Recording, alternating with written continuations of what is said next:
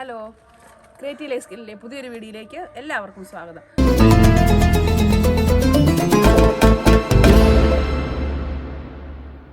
അപ്പോൾ ഇന്നത്തെ ദിവസം ഇന്ന് പെസഹ വ്യാഴമാണ് കേട്ടോ. അപ്പോൾ എനിക്ക് കുറച്ച് മാമ്പഴമൊക്കെ ഇട്ടിട്ടുണ്ട്. അപ്പോൾ മാമ്പഴം എന്ന് പറഞ്ഞാൽ ഈ കടുക്കാച്ചി മാങ്ങ ഇല്ലേ, ചെറിയ മാങ്ങ. ഇതിന് മണം തന്നെ അത് മാത്രം മതി, നല്ല അടിപൊളിയാണ്. അപ്പോൾ പണ്ടൊക്കെ നമുക്ക് ഇഷ്ടം പോലെ മാങ്ങ കിട്ടുമായിരുന്നു. അതുപോലെ നമ്മൾ രാവിലെ നമ്മൾ പിള്ളേരായിരിക്കുന്ന സമയത്തൊക്കെ നമ്മൾ എഴുന്നേൽക്കുമ്പോഴേ, ഈ മാമ്പഴ സീസണിൽ നമ്മൾ എഴുന്നേൽക്കുമ്പോഴേ നേരെ ഓടുന്നത് മാവിൻ്റെ ചുവട്ടിലോട്ടായിരിക്കും, പല്ല് പോലും തേക്കാം. ഞാനൊക്കെ അങ്ങനെയായിരുന്നു. എവിടെ മാവുണ്ടോ അങ്ങോട്ടായിരിക്കും ആദ്യം ഓടുന്നത്. എന്നിട്ട് മാമ്പഴമൊക്കെ പറക്കിക്കൊണ്ട് വരിക, അത് കഴിക്കുക. ഇപ്പം ഇതുപോലത്തെ മാങ്ങയൊക്കെ വളരെ റെയറാണ്. എനിക്ക് എല്ലാവരും മാവൊക്കെ വെട്ടിക്കളയുന്നതുകൊണ്ട് തന്നെ അപ്പോൾ ഞാൻ ഇവിടെ വന്നതിന് ശേഷം എനിക്ക് ആദ്യമായിട്ടാണ് ഈ ഒരു ടൈപ്പ് മാങ്ങ ഇപ്പോൾ കിട്ടുന്നത്. അപ്പോൾ കുറേ കിട്ടി കേട്ടോ. അപ്പോൾ കുറേ മാമ്പഴങ്ങൾ കിട്ടിയായിരുന്നു. ഈ ഒരു കൊട്ടയ്ക്കകത്ത് ഏകദേശം ഒരു 3/4 ഭാഗത്തോളം മാമ്പഴം കിട്ടിയായിരുന്നു കേട്ടോ. അപ്പം ഇപ്പോൾ ഇത് പറക്കി വെച്ചിട്ട് എനിക്ക് തോന്നുന്നു, ഞാനിത് പറക്കിയിട്ട് ഒരു 2 ദിവസം കഴിഞ്ഞു. അപ്പോൾ അതുകൊണ്ട് തന്നെ ചില മാമ്പഴമൊക്കെ ഇത് കണ്ടോ ചീയാനൊക്കെ തുടങ്ങി. അപ്പോൾ മാമ്പഴം കുറേ കഴിച്ചു, പിന്നെ കുറച്ച് മാമ്പഴ കറി വെക്കണം എന്ന് ഉദ്ദേശിച്ചുകൊണ്ടാണ് മാറ്റി വെച്ചത്. അപ്പോൾ കറി വെക്കാൻ വേണ്ടി എടുത്തപ്പോഴത്തേക്ക് ഇത് കുറച്ച് മാങ്ങയൊക്കെ ചീഞ്ഞു. അപ്പോൾ അതൊക്കെ മാറ്റി നമുക്ക് നല്ല മാമ്പഴം പെറുക്കിയെടുത്തിട്ട് നമ്മളിത് കൊണ്ടൊരു, നമുക്ക് വെറുതെ കളയാൻ പറ്റില്ല. നമ്മൾ കുറേ കഴിച്ചു, പിന്നെ നമുക്ക് കുറച്ച് കറിയൊക്കെ വെക്കാം എന്ന് വിചാരിച്ചുകൊണ്ട് കുറച്ച് മാറ്റി വെച്ചാണ്. അപ്പോൾ നമുക്ക് അതും കൂടെ നമുക്ക് ചെയ്യണം. അപ്പോൾ എന്തായാലും ഇത് മാമ്പഴം എടുക്കുമ്പോൾ തന്നെ നമുക്ക് ആദ്യം തോന്നുന്നത് കഴിക്കാനാണ്. നമുക്ക് ഇനി കുറച്ച് നല്ല മാമ്പഴങ്ങൾ പെറുക്കിയെടുക്കാം. നല്ലത് നോക്കി ഞാൻ കുറച്ച് പെറുക്കിയെടുക്കാൻ പോകുന്നുണ്ട്.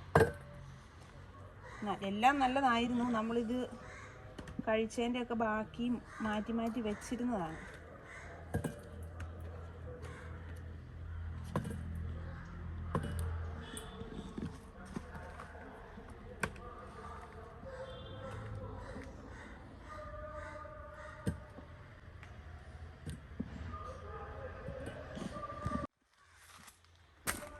അപ്പോൾ ഇത്ര മാങ്ങ ഞാൻ അതിൻ്റെ അത് നല്ലത് നോക്കി പെറുക്കി എടുത്തിട്ടുണ്ട്.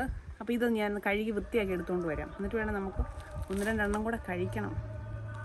അപ്പോൾ എന്തായാലും ഞാനിപ്പം ഈ മാമ്പഴം ഇവിടെ എടുത്ത് വെച്ചത് കുറച്ച് കഴിച്ചിട്ടേ ഉള്ളൂ. ഇപ്പം തന്നെ എനിക്ക് തോന്നുന്നു ഞാനൊരു 10 കഴിച്ചെന്നാണ് തോന്നുന്നു. ഇതിപ്പോൾ എത്ര കിട്ടിയാലും നമ്മൾ കഴിച്ചുകൊണ്ടേ ഇരിക്കും. ഒറ്റ ഇരിപ്പിൽ എനിക്ക് തോന്നുന്നു 10, 20, 25 ഒക്കെ വേണമെങ്കിലും ആര് വേണമെങ്കിലും കഴിക്കും. ഇപ്പം തന്നെ ഞാനൊരു 10 കഴിച്ചു. പക്ഷേ ഇത് നമ്മൾ പിന്നെയും എടുക്കുമ്പോൾ നമുക്ക് പിന്നെയും കഴിക്കാനായിട്ടാണ് തോന്നുന്നത്. മാമ്പഴമല്ലേ ഇവിടെ കഴുകി റെഡിയാക്കിക്കൊണ്ട് വെച്ചിട്ടുണ്ട്. അപ്പോൾ ആദ്യം തന്നെ നമുക്ക് ഒരെണ്ണം കഴിച്ചു നോക്കാം.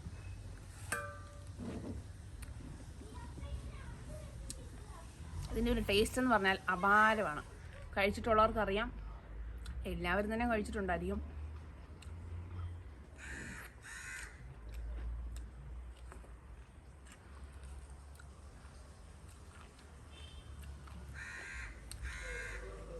അപ്പം നിങ്ങൾ കാണുമ്പോൾ വിചാരിക്കുള്ളൂ ഇതെന്തൊരു ആക്രാന്തമാണല്ലേ.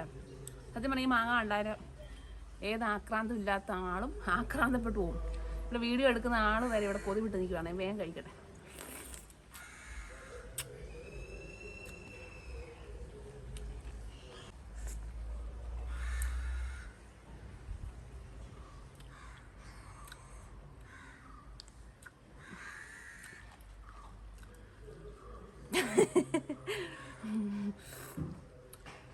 കൊതി വിടുന്നോണ്ടാണ് മനസ്സിലായില്ല, താഴെ പോകുന്നു.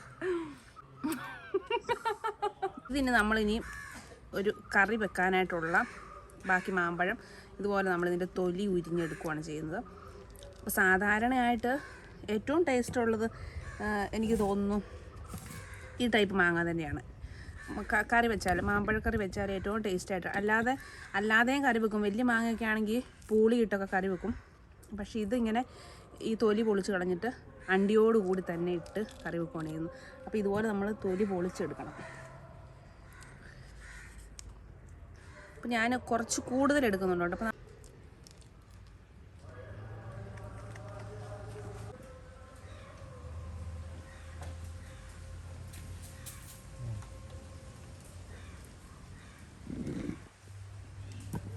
വെച്ച് നമ്മൾ കളയുന്നില്ല കേട്ടോ.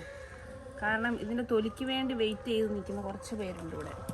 മണിക്കൂട്ടനും മേരിയാടിനൊക്കെ ഭയങ്കര ഇഷ്ടമാണ്. അപ്പോൾ ഞങ്ങൾ ഈ കഴിച്ചിട്ടൊക്കെ ആണെങ്കിൽ ഇതിൻ്റെ തൊലി കളയുകയല്ല, അത് ഞങ്ങൾ ആടിന് കൊടുക്കും. അവരൊക്കെ എന്ത് കിട്ടിയാലും കഴിക്കും.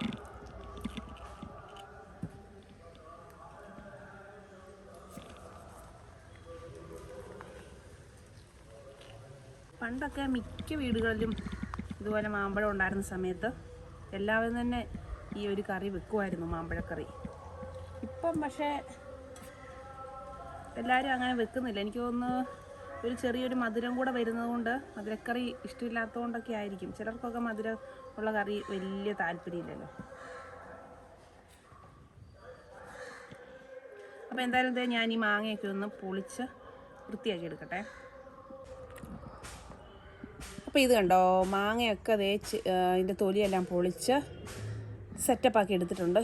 ഇനി നമുക്കിതൊരു ചെറിയൊരു കറി, അപ്പോൾ എൻ്റെ കറിയാണ്, ചെറിയൊരു തട്ടിക്കൂട്ട് കറിയാണ്. പക്ഷേ എന്നാൽ നന്നായിട്ട് തന്നെയാണ് വെക്കുന്നത്. അപ്പോൾ നമ്മൾ വെച്ച് കഴിഞ്ഞാൽ അതിൻ്റെ ടേസ്റ്റ് ചെയ്യുമെന്ന് പറയാൻ പറ്റില്ല. അപ്പോൾ എന്തായാലും ഞാൻ പെട്ടെന്ന് കൊണ്ടൊരു കറി റെഡിയാക്കി എടുക്കാം. വലിയ ബുദ്ധിമുട്ടൊന്നുമില്ല. അപ്പോൾ മാങ്ങ ഉണ്ടെങ്കിൽ എല്ലാവരും ഒന്ന് ട്രൈ ചെയ്ത് നോക്കുക, നല്ലതാണ്. അപ്പോൾ നമുക്ക് പെട്ടെന്ന് കറിയാക്കി എടുക്കാം. നമ്മൾ ചട്ടിക്കകത്താണ് കേട്ടോ മാമ്പഴം കറി വെക്കാൻ പോകുന്നത്. അപ്പോൾ ഇത് ചട്ടി നമ്മൾ ഇപ്പം ഗ്യാസിലോട്ട് വെച്ചിട്ടുണ്ട്. അപ്പോൾ ജസ്റ്റ് ഇതൊന്ന് ചൂടാകട്ടെ. ചൂടാകണം നിർബന്ധമൊന്നുമില്ല, നമ്മൾ കടുക് പിന്നെയാണ് പൊട്ടിച്ചൊഴിക്കുന്നത്. അപ്പം ചട്ടി നമ്മൾ അടുപ്പിലോട്ട് വെച്ചിട്ടുണ്ട്. അപ്പോൾ അതേ നമ്മൾ ഈ റെഡിയാക്കി വെച്ചേക്കുന്ന മാങ്ങ ഇതിനകത്തേക്ക് ഇടുവാണ്, ചട്ടിയിലേക്ക്. അപ്പോൾ ഇതിനകത്ത് അധികം മസാലയൊന്നും ചേർക്കേണ്ട ആവശ്യമില്ല. കുറച്ച് മഞ്ഞൾപ്പൊടി, ഞാനിപ്പോൾ കുറച്ച് മഞ്ഞൾപ്പൊടി ഇട്ടുള്ളൂ. കാരണം തേങ്ങ അരയ്ക്കുന്നതിന് കൊടുത്തിട്ട് ഞാൻ മഞ്ഞൾപ്പൊടി അരച്ചെടുക്കാമെന്ന് ഓർത്തുകൊണ്ടാണ്. അപ്പോൾ കുറച്ച് മഞ്ഞൾപ്പൊടി മാത്രമേ ഇതിനകത്തേക്ക് ഇട്ടിട്ടുള്ളൂ. ഇനി കുറച്ച് മുളക് പൊടിയും കൂടെ നമ്മൾ ഇതിനകത്തേക്ക് ചേർത്ത് കൊടുക്കുക.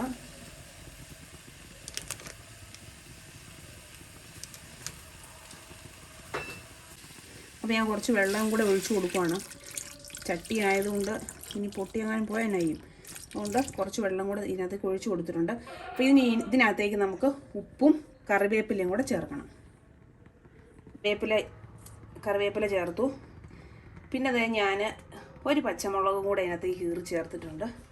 പിന്നെ അതുപോലെ തന്നെ ചെറിയ ഉള്ളിയും കൂടെ ഒന്ന് ചെറിയ കഷ്ണങ്ങളാക്കി ഒരു 2-3 എണ്ണം കൂടെ ഇതിനകത്തേക്ക് ചേർത്തിട്ടുണ്ട്. ഇനി കുറച്ച് ഉപ്പും കൂടി ഇതിനകത്തേക്ക് നമ്മൾ ചേർത്ത് കൊടുക്കും. എന്നിട്ട് ഇത് നന്നായിട്ടൊന്ന് വേവിച്ചെടുക്കും. എന്ന് പറഞ്ഞാൽ അധികം വേഗത്തിൻ്റെ ആവശ്യമൊന്നുമില്ല, ജസ്റ്റ് ഒരു 5 മിനിറ്റ് ഇരുന്ന് തിളച്ച് എടുക്കാം. അപ്പോൾ അതേ കുറച്ച് ഉപ്പും കൂടെ ചേർത്ത് കൊടുക്കുവാണേ. അപ്പോൾ ഉപ്പ് നമുക്കിനി ലാസ്റ്റ് നോക്കാമല്ലോ. ഉപ്പ് കുറച്ച് ചേർത്തിട്ടുള്ളൂ. ഇനിയിപ്പം ആവശ്യത്തിനാണോ അല്ലയോ നമുക്ക് ലാസ്റ്റ് കറി ആയി കഴിയുമ്പോൾ നമുക്ക് ചേർക്കാം. അപ്പോൾ അതേണ്ട ഇതൊന്ന് ഇനി മൂടി വെച്ച് നന്നായിട്ടൊന്ന് തിളപ്പിച്ചെടുക്കാം.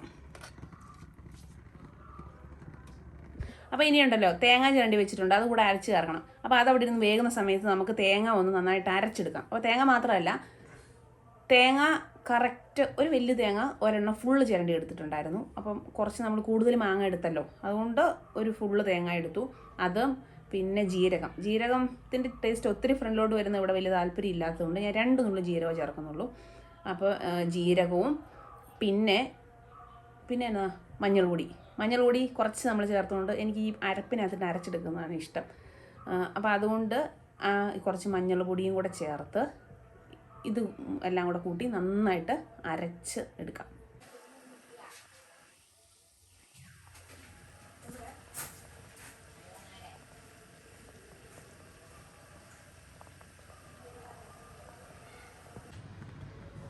അപ്പോൾ തേങ്ങ അരച്ചത് ഇതിനകത്തേക്ക് ചേർക്കാൻ പോവാണ്. അപ്പോൾ മാമ്പഴമൊക്കെ ഏകദേശം വെന്തിട്ടുണ്ട്. അപ്പോൾ നമ്മൾ ലോ ഫ്ലെയിമിലോട്ട് വെച്ച് ഇത് ചേർത്ത് കൊടുത്ത് നന്നായിട്ട് ഇളക്കിയെടുക്കാം.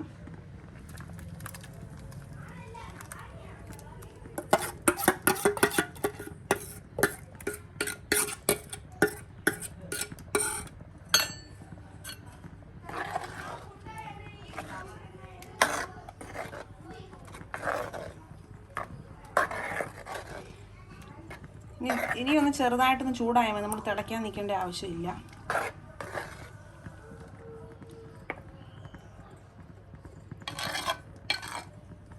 ഇപ്പം ഏകദേശം നല്ല കുറുകിയൊക്കെ തന്നെയാണ് ഇരിക്കുന്നത്. പിന്നെ നമ്മൾ കറി വാങ്ങി വെച്ച് കഴിയുമ്പോഴത്തേക്കും പിന്നെ ഇരുന്ന് കുറച്ചും കൂടെ കുറുകിക്കോളും. അപ്പോൾ ഇതിന് ജസ്റ്റ് ഉപ്പൊക്കെ ഉണ്ടോ എന്ന് നമുക്ക് നോക്കാം.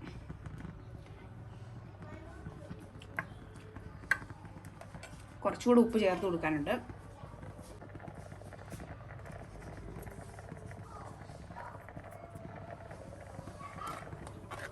അപ്പോൾ ഇത് ജസ്റ്റ് തിള പൊട്ടാൻ തുടങ്ങി. ഞാൻ അതുകൊണ്ട് ഫ്ലെയിം ഓഫ് ചെയ്തിട്ടുണ്ട്.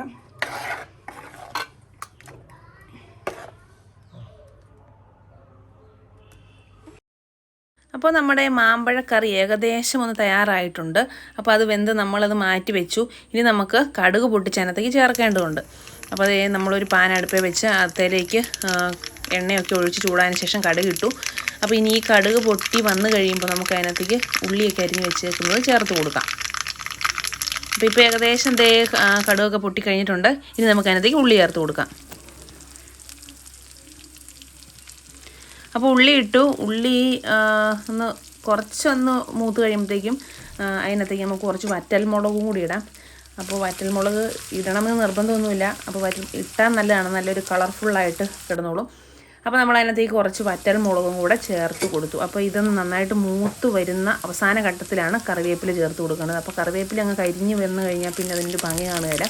അപ്പോൾ അത് ഏകദേശം ഒരു പച്ചക്കളറിലൊക്കെ അങ്ങോട്ട് കിടക്കുവാണെങ്കിൽ നല്ലതാണ്. അപ്പോൾ നമ്മൾ അതിനകത്തേക്ക് കറിവേപ്പിലയും കൂടെ ചേർത്ത് കൊടുത്തു.